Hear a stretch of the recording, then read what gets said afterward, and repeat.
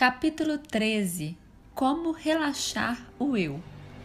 Estudar o caminho é estudar o eu. Estudar o eu é esquecer o eu. Esquecer o eu é ser iluminado por todas as coisas. Dogen.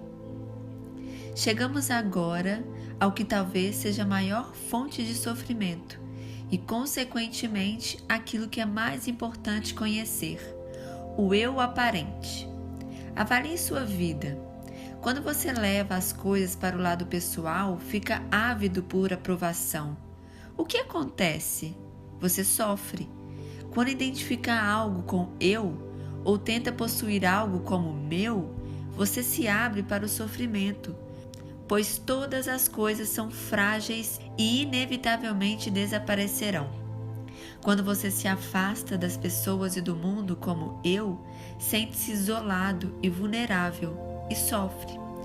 Por outro lado, quando abandona a sutil restrição do eu, quando está imerso no fluxo da vida e não fora dela, quando o ego e a egolatria passam para segundo plano, você se sente mais tranquilo e realizado. É isso o que experimentamos quando admiramos um maravilhoso céu estrelado, quando estamos à beira-mar ou quando nasce um filho. Paradoxalmente, quanto menos o eu estiver presente, mais felizes seremos. A certa altura da vida, todos se fazem a mesma pergunta: quem sou eu? E ninguém sabe de fato a resposta. O ser é uma questão escorregadia, sobretudo quando é o sujeito que considera a si mesmo um objeto. Vamos, portanto, desenvolver esse assunto intangível com uma atividade prática, levar o corpo para pensar. Depois, investigaremos a natureza do eu no cérebro e, por último, veremos métodos para relaxar e liberar o ser em ação, entre aspas, para tornar você mais confiante, tranquilo e unido a todas as coisas. Leve o corpo para passear. Tente fazer esse exercício com a mínima percepção possível do eu. Caso não se sinta à vontade, concentre-se a atenção em sensações físicas básicas, como nos pés ou nas mãos. Exercício. Relaxe e perceba o seu corpo respirando.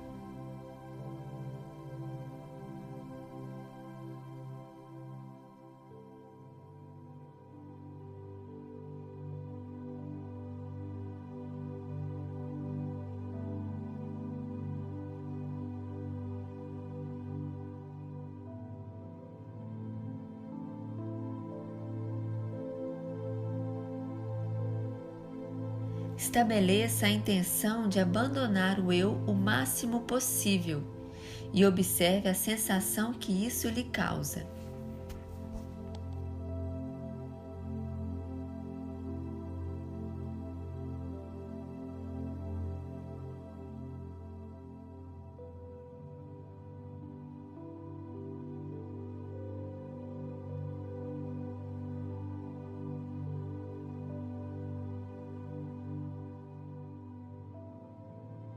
Fique atento à respiração. Seja a respiração. Não há nada mais a fazer, nenhuma necessidade de fazer, seja o que for. Sinta-se o mais seguro possível. Amenize qualquer sensação de ameaça ou aversão. Não há nenhuma necessidade de se mobilizar em busca de proteção. Sinta a paz subindo e descendo em cada respiração. Não é necessário agarrar-se a prazer algum. Continue relaxando. Solte-se e liberte-se do eu a cada expiração. Desfaça-se de qualquer controle sobre a respiração. Deixe o corpo conduzi-la, assim como faz durante o seu sono. A respiração continua, a consciência continua. Há uma vasta consciência e pouca sensação do eu, em paz, sem necessidade do eu. A consciência e o mundo seguem em frente, fazendo tudo certo, sem um eu.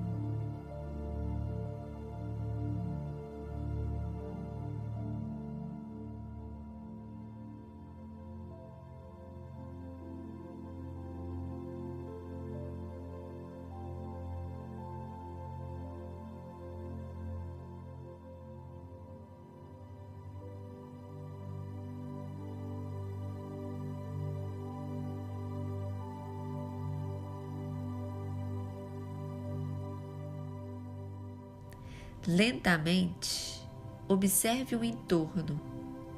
As coisas não precisam do eu. Explore pequenos movimentos, mova um dedo ligeiramente, mexa na cadeira. A intenção deve conduzir o movimento e não o eu.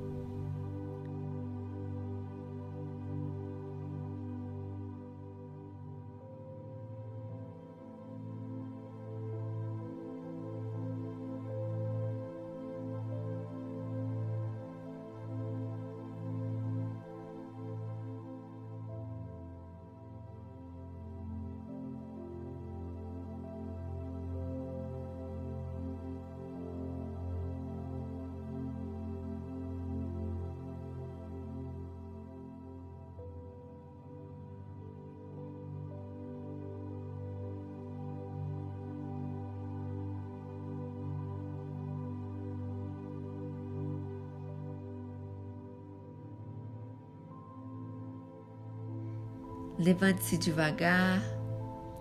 Há consciência do ato de levantar-se, mas será que existe a necessidade de um eu? Agora em pé, mexa-se um pouco. Percepções e movimentos sem um dono ou diretor. Então ande sem rumo, lenta ou rapidamente, sem o eu. Percepções e movimentos sem ninguém que se identifique com a experiência. Faça isso por alguns minutos.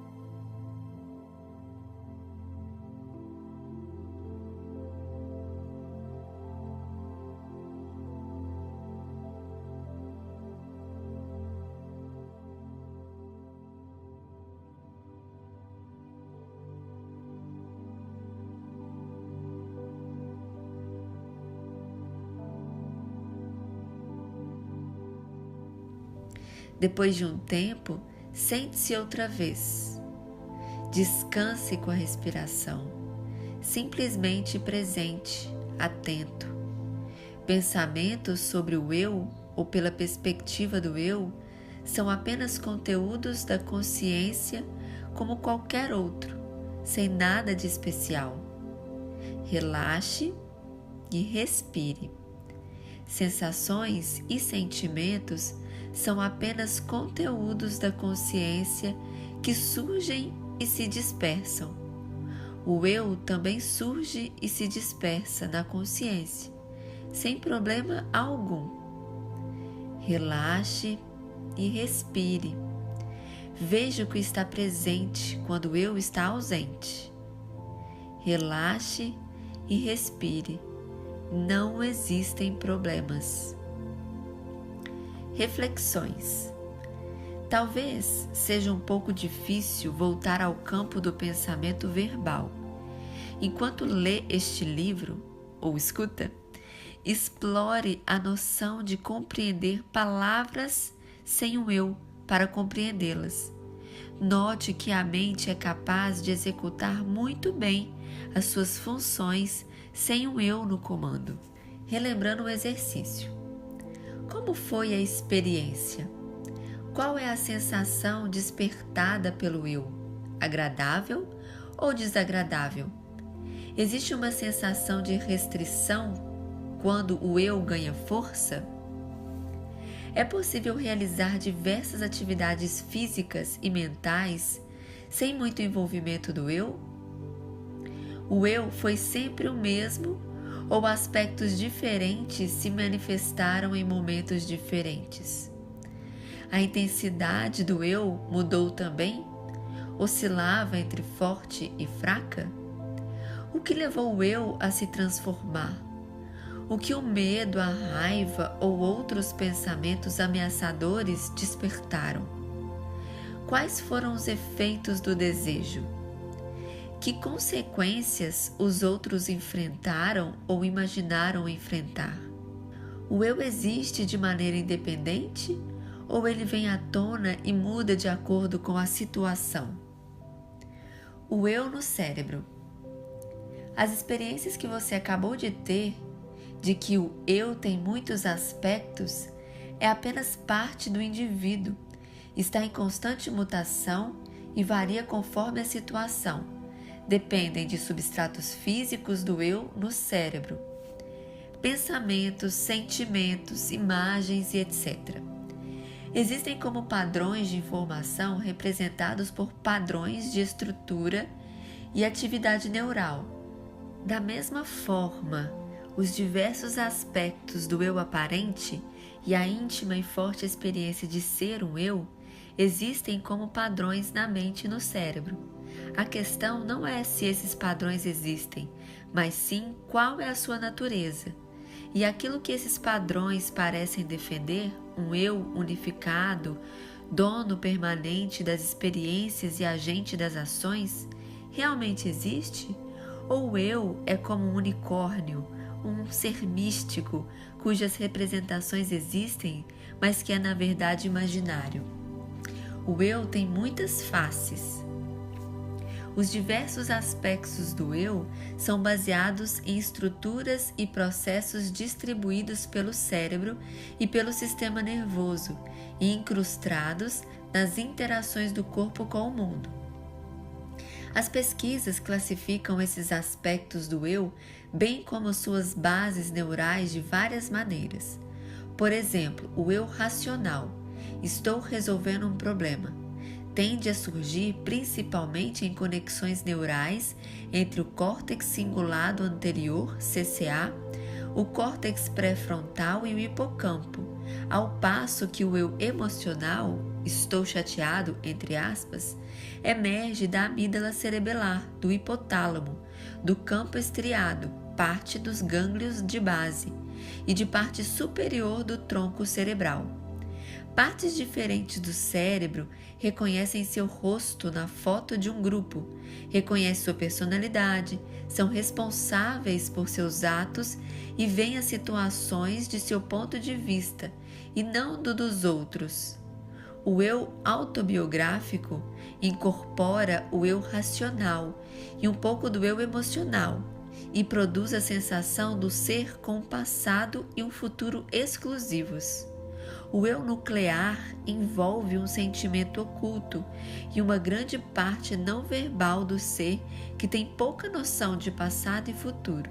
Se o córtex pré-frontal, que fornece a maioria do substrato neural do eu autobiográfico, fosse prejudicado, o eu nuclear permaneceria, embora com pouca noção de continuidade quanto a passado e futuro. Por outro lado, se as estruturas subcorticais e do tronco cerebral, das quais o eu nuclear depende, fossem lesões, tanto o eu nuclear como o eu autobiográfico desapareceriam, o que nos faz supor que o eu nuclear é a base neural e mental do eu autobiográfico. Quando a mente está bem tranquila, o eu autobiográfico parece um tanto ausente, o que presumivelmente corresponde a uma desativação relativa do substrato neural. As meditações que acalmam a mente, como as práticas de concentração que vimos no capítulo anterior, aumentam o controle consciente sobre esse processo de desativação. O eu como objeto surge quando deliberadamente pensamos em nós mesmos. Será que como pizza ou comida chinesa hoje à noite? Como posso ser tão indeciso? Ou quando associações conosco vêm à cabeça espontaneamente. Essas representações são assuntos dentro de uma narrativa que, com o passar do tempo, vai juntando momentos do eu em uma espécie de filme e um eu aparentemente coerente. Essa autorreferência se apoia em estruturas corticais mediais, na junção dos lobos temporal e parietal e na extremidade posterior do lobo temporal. Essas regiões do cérebro também executam inúmeras outras funções, como pensar em alguém, fazer avaliações. Por isso, não devem ser relacionadas especificamente com o eu. As representações do eu passam por elas misturadas a todos os tipos de conteúdo mental, colidindo entre si como galhos e folhas na correnteza, aparentemente sem nenhuma condição especial do ponto de vista neurológico. Fundamentalmente, o eu como objeto é a noção elementar de ser aquele que vivencia experiências. A consciência tem uma subjetividade inerente à localização de uma perspectiva particular, por exemplo, de meu corpo, não do seu. Essa localização é fundamentada no compromisso do corpo com o mundo. Por exemplo, quando você olha ao redor para examinar um ambiente, o que você vê está especificamente relacionado com seus próprios movimentos. O cérebro relaciona inúmeras experiências para encontrar a característica comum, a vivência delas em um corpo específico. De fato, a subjetividade surge da distinção básica entre este corpo e esse mundo. No sentido mais amplo, a subjetividade é gerada não apenas no cérebro, mas também nas contínuas interações que o corpo tem com o mundo. Então, o cérebro relaciona momentos de subjetividade para criar um sujeito aparente que, ao longo do desenvolvimento da infância à fase adulta, é elaborado e disposto em camadas pela maturação do cérebro, particularmente regiões do córtex pré-frontal. No entanto, na subjetividade não há sujeito inerente. Em práticas avançadas de meditação, é encontrada uma mera coincidência sem um sujeito. A consciência requer subjetividade, mas não necessita de um sujeito. Em resumo, do ponto de vista neurológico, a sensação diária de ser um eu unificado é uma total ilusão. O eu, aparentemente coerente e sólido, é na verdade construído a partir de muitos subsistemas e seus respectivos subsistemas, sem um centro estabelecido. E a ideia fundamental de que existe um sujeito da experiência é produzida por inúmeros e discrepantes momentos de subjetividade. O eu é apenas uma parte da pessoa. Uma pessoa é um corpo-mente humano, um sistema autônomo e dinâmico que é resultado da cultura e do mundo natural. Você é uma pessoa, eu sou uma pessoa. Pessoas têm histórias, valores, planos, são moralmente condenáveis e colhem aquilo que semeiam. Continuam a existir desde que o corpo esteja vivo e o cérebro razoavelmente intacto. Porém, como já vimos, conteúdos mensais relacionados a nós mesmos não dependem de uma condição neurológica específica e são apenas parte do fluxo contínuo da atividade mental. Qualquer aspecto do eu que esteja momentaneamente ativo envolve apenas uma pequena fração das muitas redes do cérebro. Mesmo que os aspectos do eu que estão armazenados na memória explícita e implícita utilizam somente uma fração do depósito de informações a respeito do mundo, do processo perceptivo, da ação prática e etc. O eu é apenas uma parte da pessoa. Além disso, a maioria das facetas de uma pessoa pode se manifestar sem a orientação de um eu. A maior parte dos pensamentos, por exemplo, surge espontaneamente. No dia a dia, todos nós executamos atividades físicas e mentais sem um eu para fazê-las acontecer. Na verdade, quanto menos houver de si, melhor, uma vez que isso melhora o desempenho de muitas tarefas e funções emocionais. Até mesmo quando parece que o eu tomou uma decisão consciente, essa escolha costuma ser o resultado de fatores inconscientes. A atenção em especial não depende de um eu. Aspectos do eu aparecem e se dispersam, mas a atenção permanece como um campo da consciência independente de suas vicissitudes. Para ter essa experiência, fique atento ao que acontece 1 ou 2 segundos depois de ouvir ou ver algo novo. Primeiro, a pura percepção cristaliza-se na consciência, sem nenhuma sensação de um ser, um eu que desempenhe a ação de perceber. Depois é possível observar uma sensação crescente de si, ligada à percepção, sobretudo se for algo pessoalmente importante. Mas é bastante evidente que a consciência pode cumprir suas funções sem um sujeito. Costumamos supor que a consciência tem um sujeito, uma vez que ela envolve subjetividade, como vimos acima, e o cérebro relaciona momentos desse tipo para encontrar um sujeito aparente. Porém, a subjetividade é apenas uma forma de estruturar a experiência. Não é uma entidade, um ser do além espreitando através dos nossos olhos. Na verdade, observar a própria experiência mostra que o eu, o sujeito aparente, muitas vezes vem à tona após o fato. O eu muitas vezes é como alguém que corre atrás de um desfile já começado, gritando: "Olha o que eu criei, olha o que eu criei!" O eu em constante mutação. Assim como diferentes partes do eu se apresentam e depois abrem caminho para outras partes, o mesmo acontece com os momentâneos circuitos neurais que as tornam possíveis.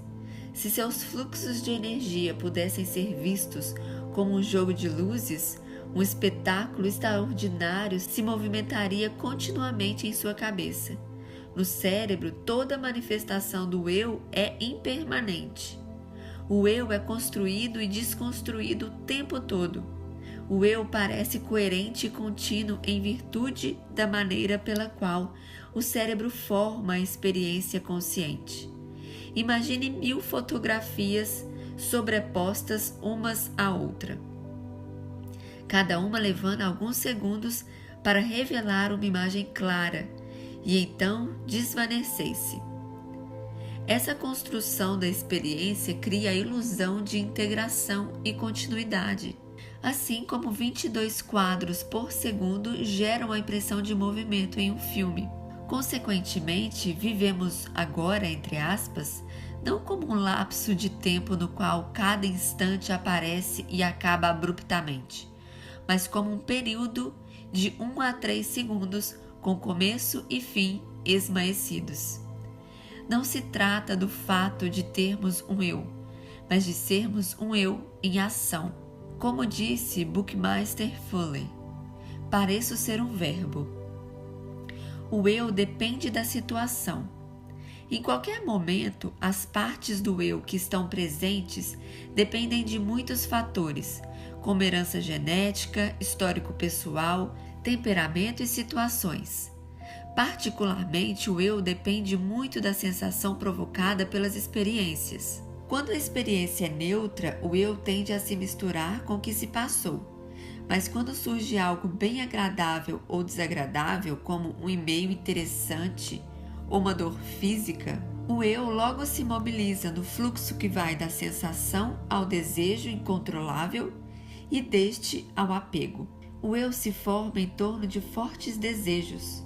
O eu cria um desejo ou o desejo cria um eu? O eu também está muito associado ao contexto social.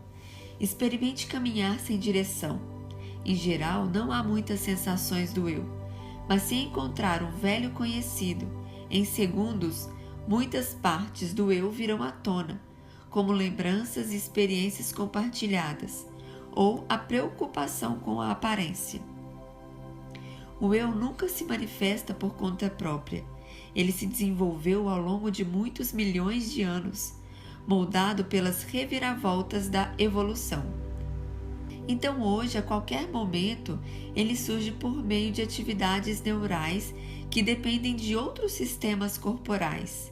E esses sistemas dependem de uma rede de fatores de sustentação que vão desde mercearias até as aparentes arbitrárias, mas notavelmente providenciais, constantes, físicas deste universo, que proporcionam as condições para a vida, como as estrelas, os planetas e a água. O eu não tem existência inerente, incondicional, absoluta, exceto pela rede de fatores que lhe dá origem. O eu é como um unicórnio. Representações relacionadas ao eu são abundantes na mente e, por conseguinte, no cérebro. Aqueles padrões de informação e atividade neural são sem dúvida reais. Contudo, aquele que quem eles apontam, explícita ou implicitamente, um eu unificado, permanente, independente que é um indispensável, dono das experiências e agente das ações, simplesmente não existe. No cérebro, as atividades relacionadas ao eu são distribuídas e combinadas, e não unificadas. Elas são variáveis e passageiras, não permanentes, e dependem de condições inconstantes, entre as quais as interações que o corpo tem com o mundo. Não é porque temos uma sensação do eu que o somos. O cérebro junta momentos heterogêneos do eu em ação e de subjetividade, formando uma ilusão de continuidade e coerência. O eu é, de fato, um personagem fictício. Às vezes, é bom agir como se fosse real, como veremos a seguir. Interprete o papel do eu quando for necessário, mas tenha sempre em mente de quem você é como pessoa, dinamicamente entrelaçado com o mundo. É mais vivo, interessante, capaz e extraordinário do que o eu. Um eu aparente tem sua utilidade. Um eu aparente pode ser bom para algumas coisas. É uma maneira prática de distinguir uma pessoa da outra. Ele dá uma sensação de continuidade ao caleidoscópio de experiências da vida, ligadas umas às outras por parecerem acontecer a um eu particular. Acrescenta entusiasmo e comprometimento aos relacionamentos.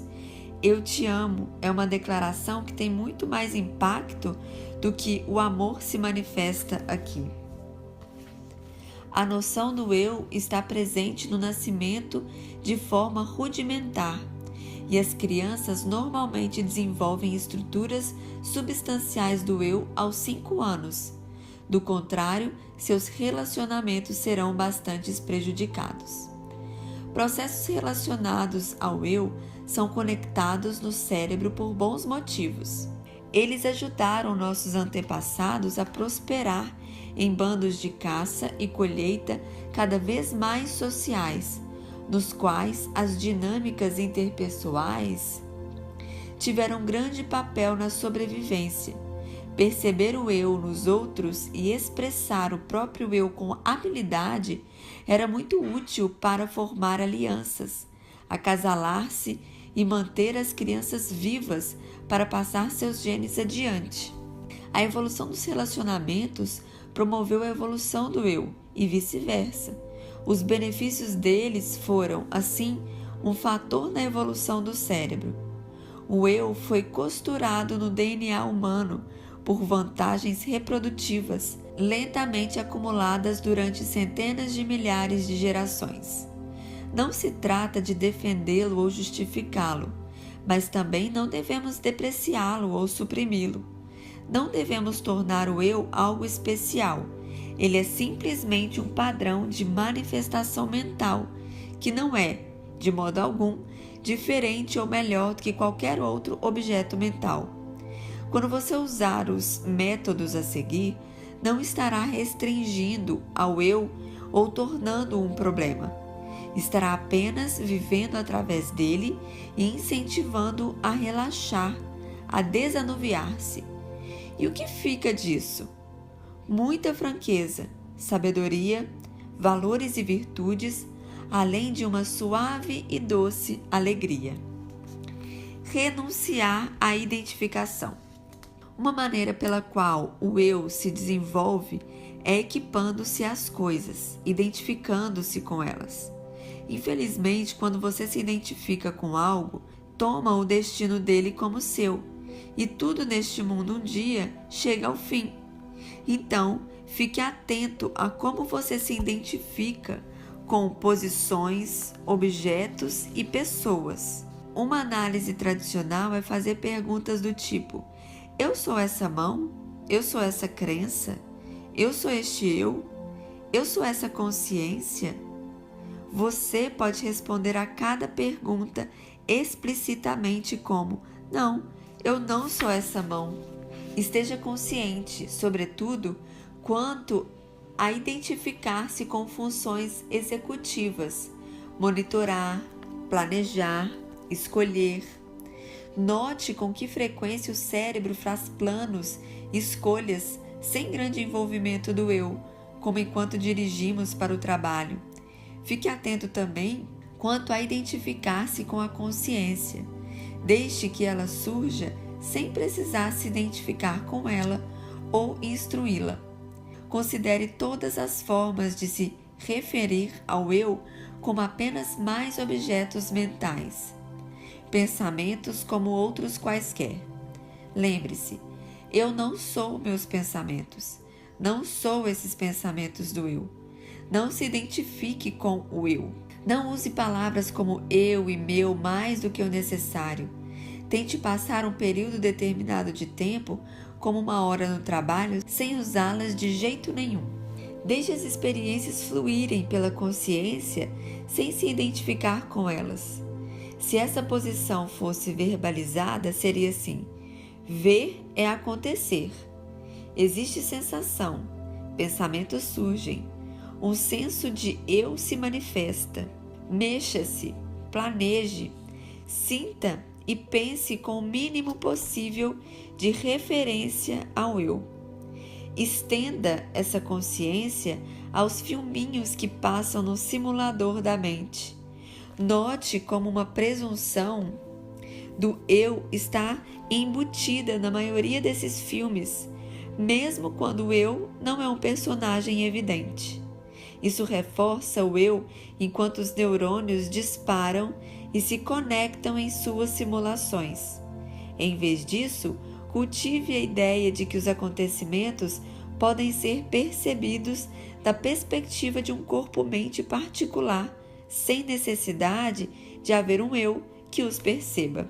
Generosidade. O eu também se desenvolve pela possessividade.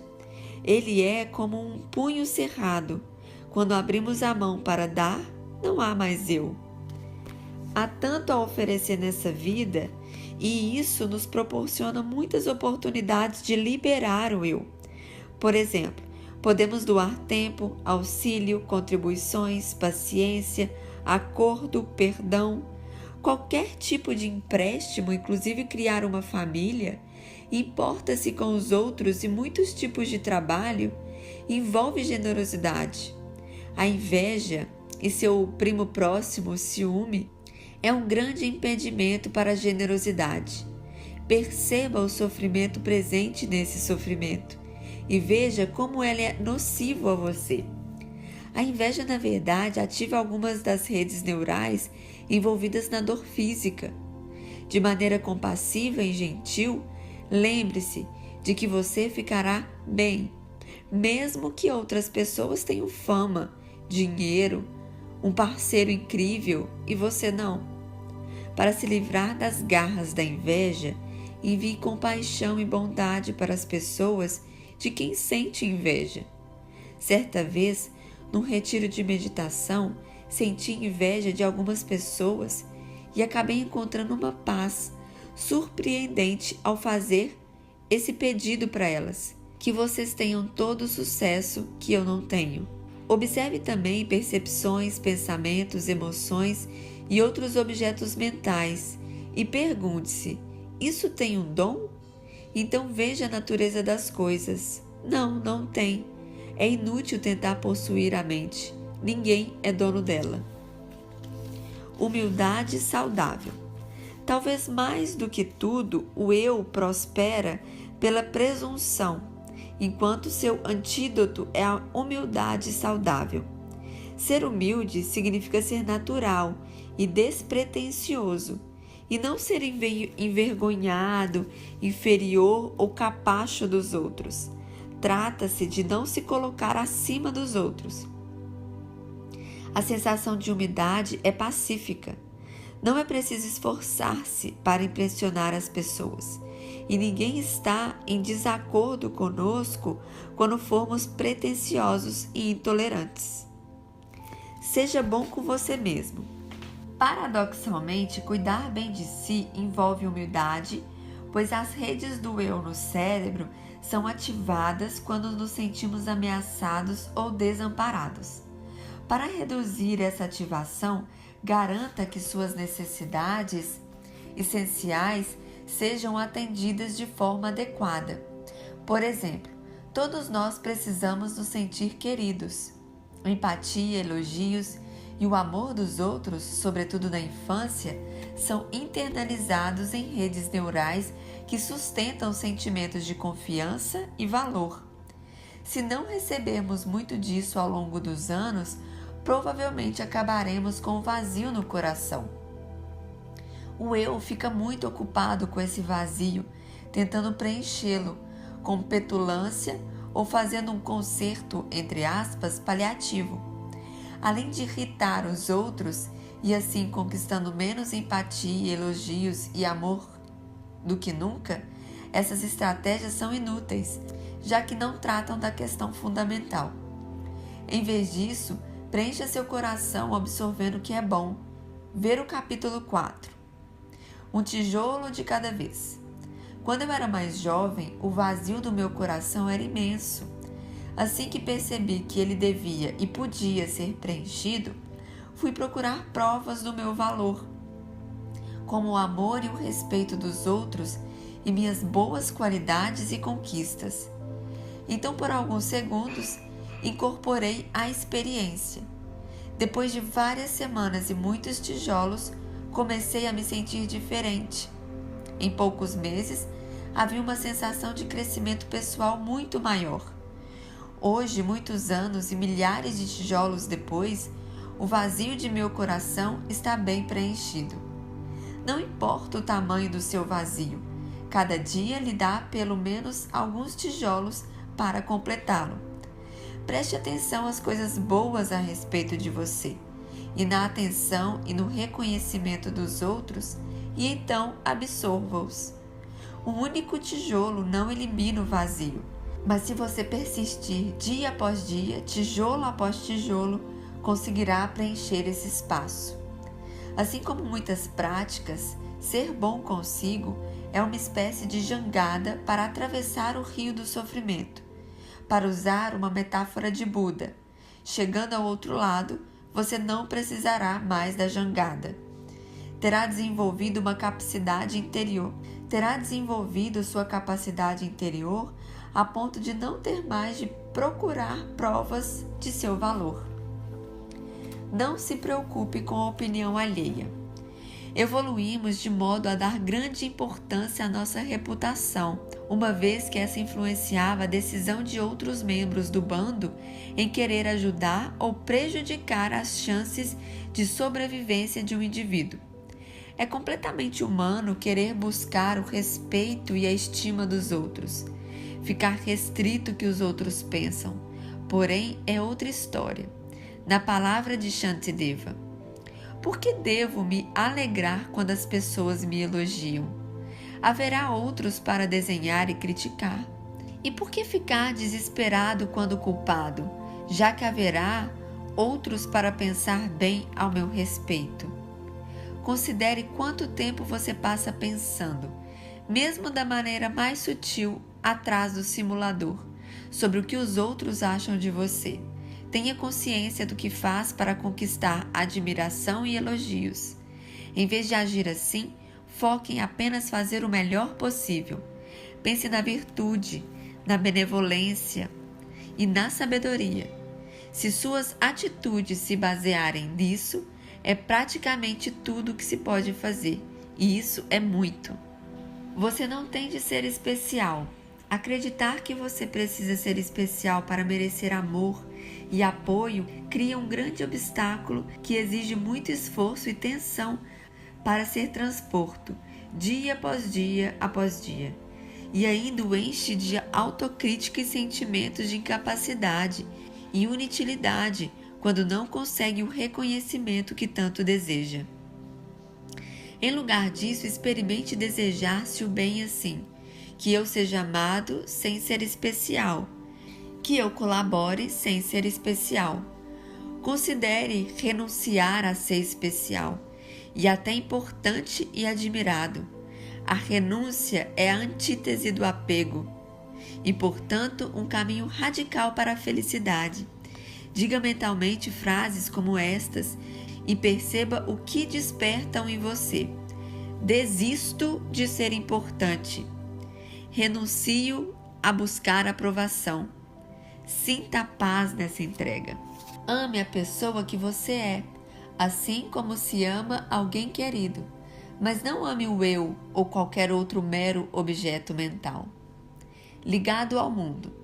A sensação do eu aumenta quando nos distanciamos do mundo. Por isso, ao aprofundar sua ligação com o mundo, reduzirá a percepção do eu. Para viver, para manter seu metabolismo, o corpo deve estar ligado ao mundo por meio de contínuas trocas de energia e substâncias. De modo semelhante, o cérebro não é fundamentalmente separado do restante do corpo, que o alimenta e o protege. Portanto, no fim das contas, o cérebro está ligado ao mundo.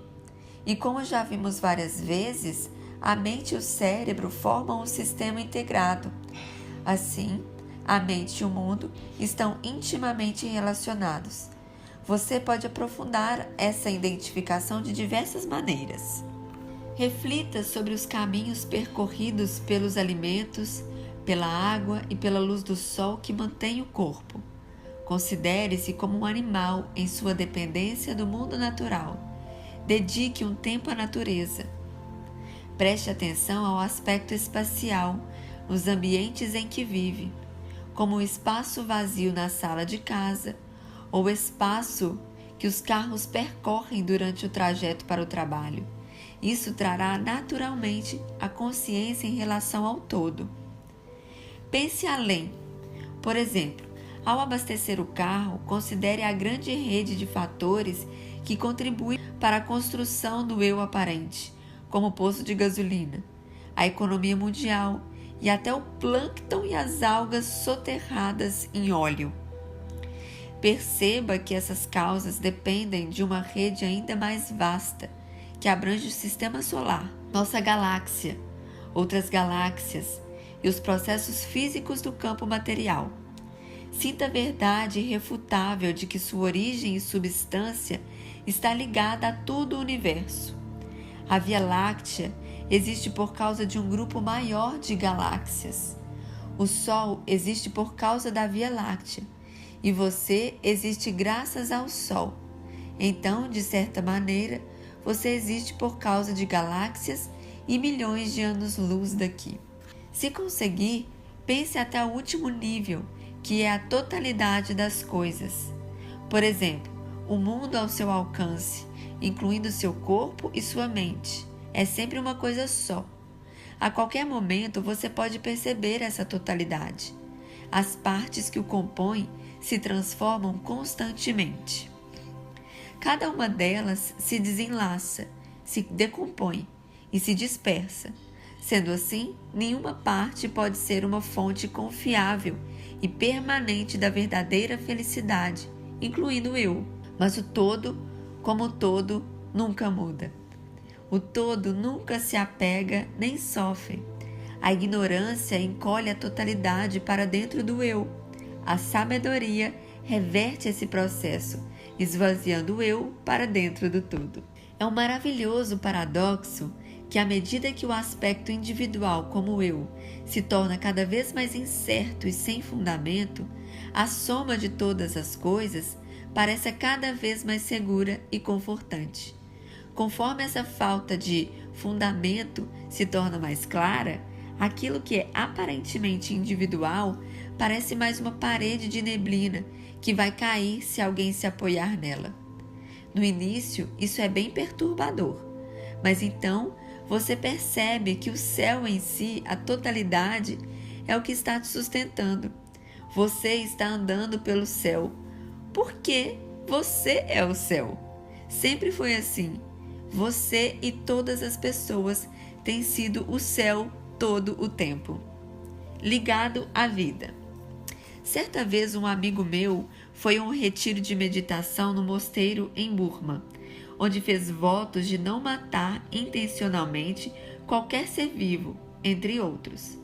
Após algumas semanas, não conseguia meditar direito. Na mesma época, o banheiro próximo à sua barraca começou a incomodá-lo. Era uma fossa e, após usá-la, ele tinha de limpar a área ao redor do buraco com água. Mas geralmente haviam formigas ali, que eram levadas pela água. Ele perguntou ao abade se aquilo estava certo. Não, respondeu o abade. Seu voto não foi esse. Meu amigo levou a sério o comentário do abade e passou a limpar o banheiro com muito mais cuidado. E talvez não por acaso sua meditação se aprofundou drasticamente. Com que frequência colocamos nossa convivência acima da vida de outro ser, mesmo uma formiga no banheiro? Isso não é deliberadamente cruel, mas é egoísta. Olhe a criatura nos olhos, o mosquito, o rato, e reconheça que ele quer viver, assim como você. Como será a sensação de ser morto pela conveniência de alguém? Se quiser, adote a prática de nunca matar para sua conveniência, para sentir-se mais conectado com toda a vida, como uma criatura em harmonia com outros seres. Assim, estará tratando o mundo como uma extensão sua, e não se prejudicar implicará não prejudicar o mundo. Da mesma forma, ser bom com o mundo é ser bom consigo mesmo. À medida que o eu começa a relaxar e se abandonar, é possível pensar em como viver. Uma vez no retiro, tive uma sensação tão forte, tudo ser um todo, que comecei a me desesperar com a completa irrelevância da minha ínfima parte nisso. Minha vida perdeu a importância. Após uma noite mal dormida, sentei-me do lado de fora do refeitório antes do café da manhã, perto de um pequeno córrego, observando uma corça e seu filhote que pastavam sobre as árvores. Comecei a sentir muito profundamente que cada ser vivo tem a sua natureza e seu lugar no todo. A corça lambia e aninhava o filhote. Claramente ela pertencia àquele lugar, mas cedo ou mais tarde morreria e desapareceria.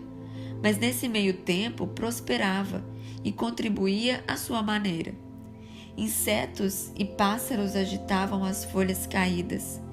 Todos se movimentavam, produzindo benefícios para o todo de alguma maneira. Da mesma forma que cada um daqueles animais, eu também tinha meu lugar e dava minhas contribuições. Nenhum de nós era importante, mas não havia mal em eu ficar por ali, prosperar, relaxar e ser o todo. Ser o todo representado como uma parte, ser uma parte representando o todo. Um tempo depois, um esquilo cinza e eu nos observávamos a menos de 1 metro de distância. Era natural querê-lo bem, desejar que encontrasse alimento e escapasse das corujas, e na complexidade da floresta também querer bem a coruja e que ela encontrasse um esquilo para matar sua fome. ficamos nos olhando por um tempo curiosamente longo, e eu realmente desejei o melhor para aquele esquilo. Então outra coisa ficou clara: eu também era um organismo, assim como o esquilo. Não era problema nenhum desejar o bem para mim mesmo, exatamente como a outro ser vivo. Não há problema em querer o bem para si, da mesma forma que para outros seres. É certo fazer o bem de acordo com a sua natureza, com o cérebro humano, indo o mais longe possível no caminho da felicidade, do amor e da sabedoria. O que permanece quando o eu se dispersa, mesmo que temporariamente?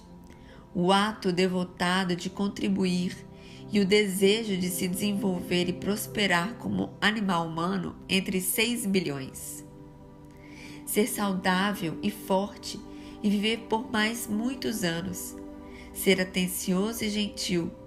Despertar, permanecendo como uma consciência amorosa, radiante e vasta. Sentir-se protegido e apoiado. Ser feliz, à vontade, sereno e satisfeito.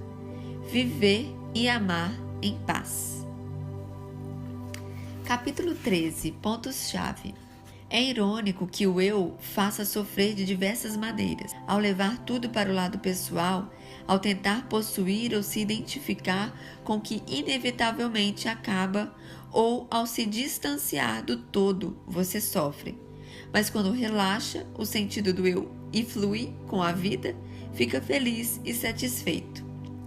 Ao levar o corpo para passear ou fazer qualquer outra coisa, sem se ater muito à sensação do eu, descobre-se fatores interessantes.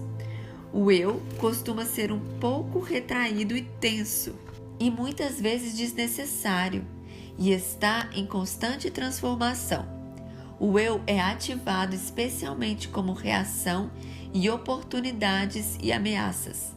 Desejos frequentemente criam um eu antes do eu criar desejos. Pensamentos, sentimentos e imagens existem como padrões de informação baseado em padrões de estruturas e atividades neurais. Da mesma maneira, representações do eu e o sentido de ser um eu existem como padrões na mente e no cérebro. A questão não é se esses padrões existem, mas sim qual é a sua natureza. E de fato existe aquele para quem eles apontam. Um dono das experiências e agente das ações unificado e permanente? Os diversos aspectos do eu são baseados em inúmeras redes neurais. Essas redes executam muitas funções não relacionadas com o eu, e as expressões do eu dentro delas aparentemente não apresentam nenhuma condição neurologicamente especial. O eu é apenas uma parte da pessoa. Pensamentos, planos e ações, em sua maioria, não necessita de um eu para dirigi-los. As redes neurais relacionadas ao eu compreendem somente uma pequena parte do cérebro e uma parte ainda menor do sistema nervoso. O eu está em constante transformação.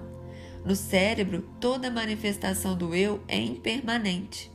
Assim como os quadros individuais em um filme criam a ilusão de movimento, as montagens sobrepostas que fluem juntas e então se dispersam, criam a ilusão de um coerente e contínuo.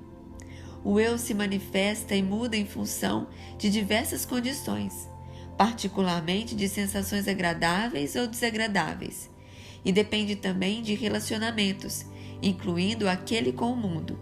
A base mais fundamental para o sentido do eu, a subjetividade inerente à consciência, emerge no relacionamento entre o corpo e o mundo.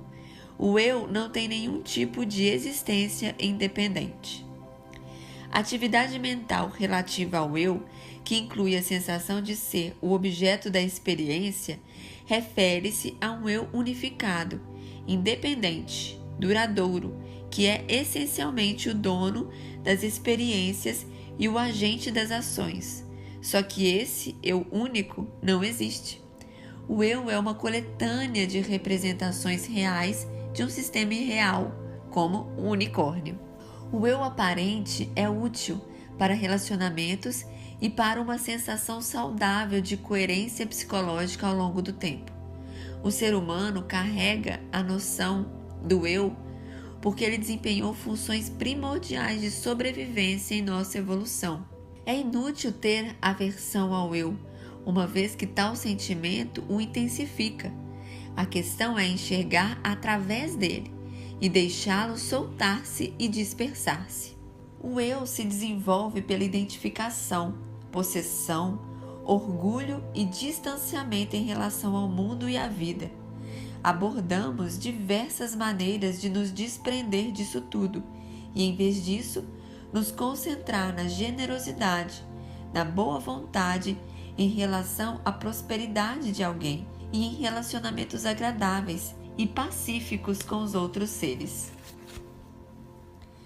No último vídeo, entraremos no apêndice, Neuroquímica Nutricional, com Jan Hanson, uma médica acupunturista.